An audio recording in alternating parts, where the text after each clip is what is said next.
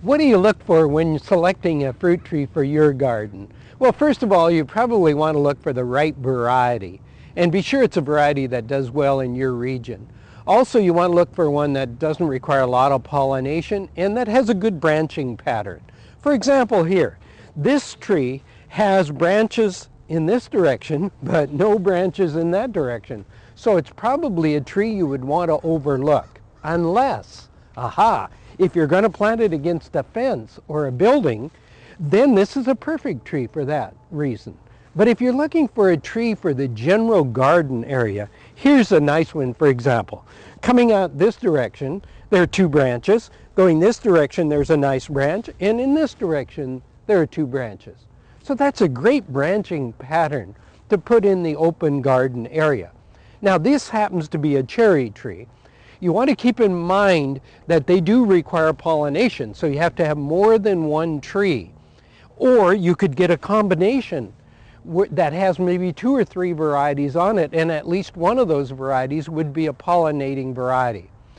Now, when you plant the tree, get it home and plant it, that you be sure that this graft is above the ground, and it should be at least a couple inches above the ground, because this is what makes the tree either dwarf or semi-dwarf.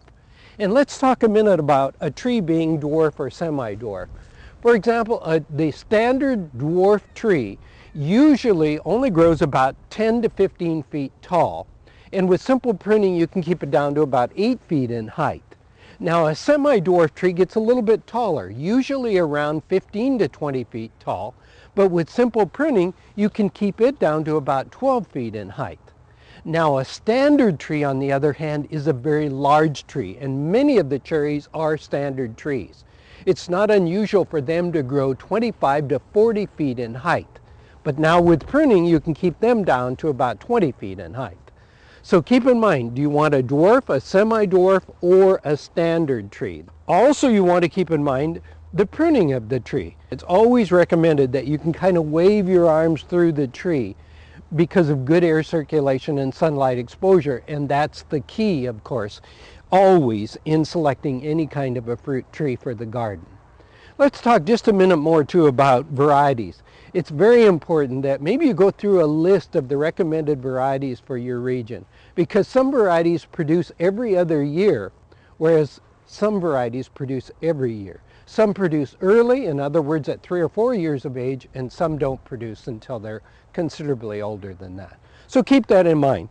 It's great to select the right tree, and to add a fruit tree to the garden is a great idea.